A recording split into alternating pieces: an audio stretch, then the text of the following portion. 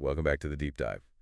We're all about giving you those actionable strategies, and today we're zeroing in on how to really make your business thrive in Southeast Asia. It's a region ripe with opportunity, but it's also incredibly competitive. Exactly, and to help us navigate this landscape, we're diving deep into omnichannel marketing with insights from David Ho, Principal Architect at Navigator Asia Business. He gave this fantastic presentation, and I think our listeners are really going to benefit from his expertise. Let's jump right in. One of the things that stood out to me was how David emphasizes really understanding the whole ecosystem before you even start crafting your marketing strategy. Right, it's like he says you don't just jump into a game without a game plan first. Exactly. He talks about this concept of a media intelligence command center, which sounds pretty high tech. It is. Imagine having a real-time dashboard showing you exactly what people are saying about your brand across different channels. And not just your brand, right? You'd also be keeping tabs on what your competitors are doing and any trends popping up in the market. Exactly. AI is like the engine behind this command center. It's sifting through mountains of data to find those patterns and trends that we might miss otherwise. So it's not just about collecting data, it's about making a sense of it all, extracting those golden nuggets of insight. Exactly. And that's where the Consumer Data Platform, or CDP, comes in. It's where all this valuable intel gets organized and transformed into data points that can actually guide your strategy. That data-driven approach is absolutely essential in today's fast-paced world of omnichannel marketing, especially in a region as diverse and dynamic as Southeast Asia. David, many businesses struggle with digital integration. Can you break down the key omnichannel components? David really stresses the importance of a content hub as the foundation of your strategy. It's basically your central repository for all types of content. Articles, blog posts, videos, even podcasts, all the good stuff. So you're building a content library that caters to every stage of the customer journey. Exactly. And of course, you need a solid content management system, or CMS, to keep all this content organized and ready to be deployed across different platforms. It's like a well-stocked armory. So we've got our content ready. But how do we reach our audience in Southeast Asia? We've got such a unique blend of online and offline consumers here. David's point is that it's not enough to just focus on the digital side of things. You need a strong online presence, for sure, your website, YouTube channel, all that.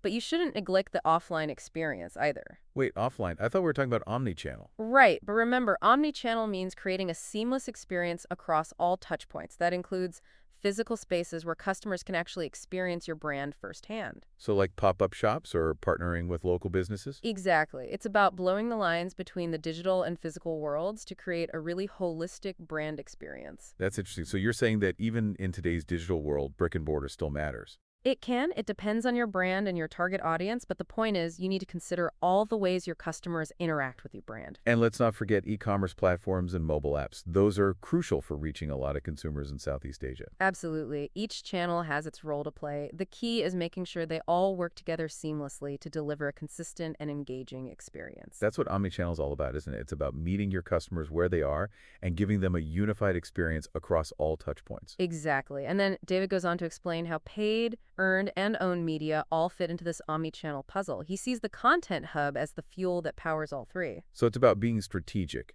using your content to maximize your reach and really make an impact. Exactly. Think about paid media. This could be anything from social media ads to Google ads, even those big digital billboards you see in public spaces, DOH they call it.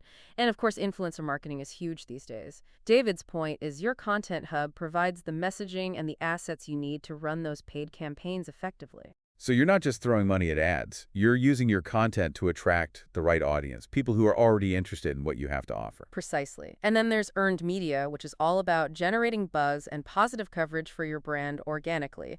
Thanks digital PR, getting featured in news articles, those all-important reviews from happy customers. That's about building credibility, right? People trust recommendations from others, especially when it comes from sources they already follow and respect. Exactly. It's about word of mouth, but in the digital age. And guess what plays a huge role in attracting that positive media coverage? I'm guessing it's the content hub again. You got it. When you create high-quality content that provides real value to your audience, you position yourself as a thought leader. People start paying attention, journalists might reach out, and suddenly you're getting that organic coverage you wouldn't have gotten otherwise. It's like creating a magnet for positive press and attention. Exactly. So we've talked about the content hub, SEO, and how paid and earned media all tie in. What are the key takeaways here? It's all connected. The Content Hub is at the heart of your strategy. It fuels both your paid and earned media efforts, and it's closely tied to your SEO. These three elements work together to create a really powerful marketing engine. Okay, that makes sense. It's a holistic approach. But speaking of SEO, why is it so crucial for businesses in Southeast Asia, especially if they're just starting out? Well, think about it. SEO is the key to organic growth, which is essential in a region where a lot of consumers rely on search engines to discover new products and services. It's about making sure your website ranks high on those search results pages, especially on Google. So when someone searches for something you offer, your website pops up at the top of the list. Right. It's about visibility. You want to be front and center when potential customers are actively looking for what you have to offer. And how does earned media play into this whole SEO thing? Backlinks, those links from other websites to yours are like gold when it comes to SEO. It's like a vote of confidence. The more quality backlinks you have, the higher your website will climb in those search rankings. Because search engines see those backlinks as a sign that your website is trustworthy and valuable? Exactly. It's a powerful way to attract a wider audience without having to rely solely on paid advertising. It's like building this network of online endorsements that boosts your credibility and visibility in the eyes of both search engines and potential customers. Precisely.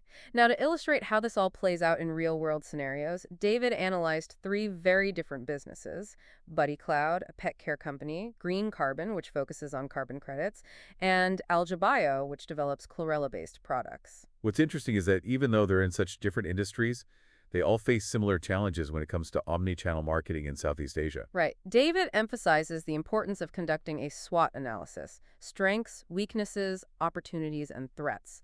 This helps you understand where you stand in the market and what you need to focus on. It's like assessing your playing field before you create your game plan. Exactly. There's no one-size-fits-all approach to omnichannel marketing. You have to tailor your strategy to your specific industry, your target audience, and the nuances of the Southeast Asian market. All right, let's dive into these case studies and see how these principles translate into action. Buddy Cloud first. They're a pet care company with some cool digital solutions, but they're struggling with brand awareness in Malaysia. Well, right off the bat, David points out that their website doesn't even have a Malay language option. Seems like a missed opportunity, right?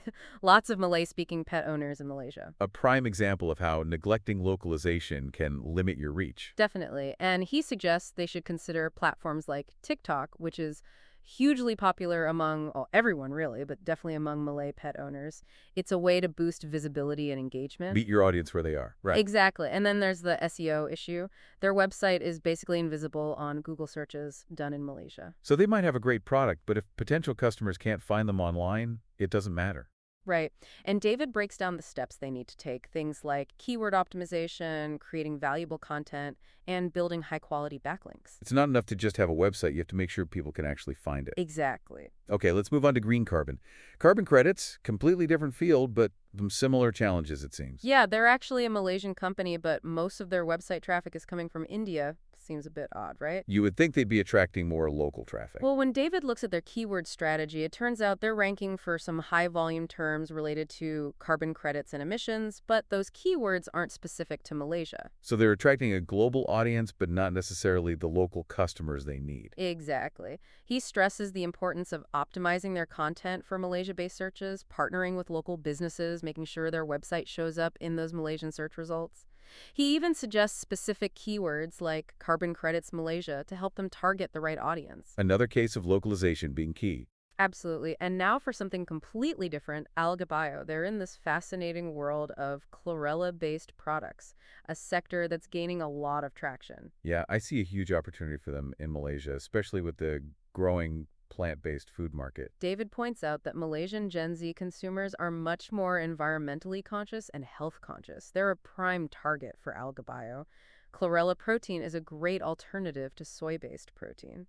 David sees potential for them to tap into this market, especially in the functional snacks category. He even suggests collaborations with biofuel companies and agritech startups. So there are a lot of avenues for growth, but are they facing those same visibility issues? Unfortunately, yes. David notices they're not ranking for the right keywords. They're showing up for terms like world population, which isn't going to drive targeted traffic to their site. So again, they need to refine their SEO strategy, target those keywords that people are actually searching for, like plant-based protein Malaysia or chlorella protein benefits. Right, it's SEO 101, but you'd be surprised how many businesses overlook this. It seems so basic, but it's so important. It is. David also analyzed their backlink strategy. They have a decent number of backlinks, but most are from international sources, not very helpful for their local SEO. He recommends building more backlinks from Malaysian websites, especially those related to food and energy. Again, relevance and localization are key. Exactly. David suggests a whole range of strategies for them: content marketing, social media engagement on both B2C and B2B platforms, strategic partnerships, even paid advertising. It's a really comprehensive approach, taking into account their specific strengths and opportunities. Right. And then he emphasizes something crucial: the importance of performance measurement and analytics. You have to track your progress, make sure your efforts are actually paying off. So it's not a set it and forget it approach to marketing. You have to constantly analyze, tweak, and adapt. Exactly. And then during the Q&A portion, Alyssa from Green Carbon had a question about media tracking. Okay, what did she want to know?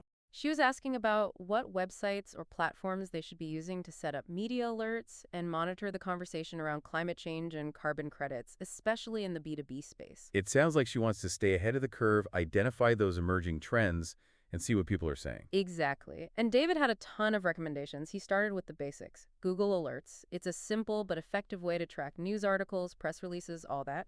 He suggested setting up alerts for specific keywords like carbon credits Malaysia and sustainability policies Malaysia. So even with a simple tool like that, you can get a lot of valuable information if you know what to look for. Right.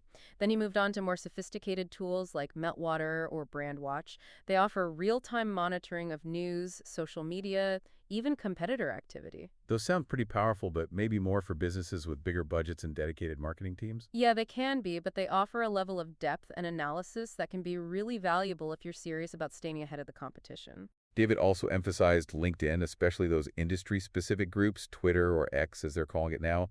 And of course, environmental news websites are a good source for in-depth analysis. It's about staying informed. He even suggests keeping an eye on competitor websites and blogs to see what they're up to. A little bit of digital espionage. You could say that. It's about being aware of what's happening in your industry. And he offered to help Alyssa set up a structured monitoring process, which is really generous. It seems Kimura-san from Algabayo also had a question. Yes, Kamira-san was concerned about content creation for B2B marketing. They're worried about having enough resources to consistently create high-quality content, blogs, videos, reports, all that. It can be really overwhelming, especially for smaller businesses. Content creation takes time and effort. Right, and David suggests a bunch of AI and automation tools to help streamline the process. That sounds promising. I'm all for working smarter, not harder. Right. He recommends tools like ChatGPT, Jasper AI, or Copy.ai for writing blog articles and reports. These tools can generate high-quality content based on the topics and keywords you provide. Hold on, AI can write content now. That's amazing. It is pretty incredible, and he suggests platforms like Lumen 5 or Pictory for video creation. They can automatically turn blog posts into short videos. That's perfect for social media, saves a ton of time. Right. And he emphasizes the importance of repurposing content. You can take one long-form piece and turn it into multiple shorter pieces for different platforms. Getting more mileage out of your content? I like it. And if you're really stretched thin, he suggests outsourcing some of the work to freelancers or agencies. So you can focus on what you do best. Exactly. He also highlights the importance of a content calendar and using tools like Trello, Notion, Hootsuite, or Buffer. Those can help you stay organized and even schedule posts in advance. It's like having a virtual assistant. David has shared so much valuable information. What's next for these businesses? So David has really given these businesses a lot to think about, a whole new way to approach marketing in Southeast Asia. What's next for them? Well, you suggested a follow-up session next month to kind of check in, see how things are going, and address any challenges that might have come up. And David was all for it. He's even offering to create a detailed marketing plan for each business, with specific recommendations for their SEO, content strategy, social media, and a roadmap for media tracking and measuring their results. He's really going all out. It's like he's handing them a customized blueprint for success. So there you have it, folks, a deep dive into omnichannel marketing in Southeast Asia, guided by the brilliant David Ho.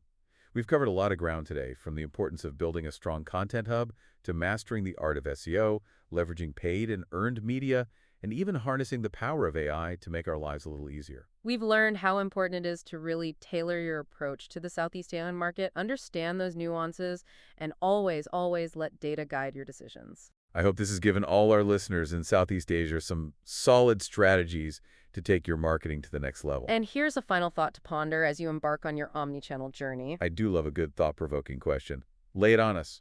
How can you leverage the incredible diversity and dynamism of the Southeast Asian market to create an omni-channel experience that truly resonates with your customers and sets you apart from the competition? Think about that. That's a great question. Something to really consider as you build your brand and connect with your audience in this vibrant region. Thanks for joining us on the Deep Dive. Until next time.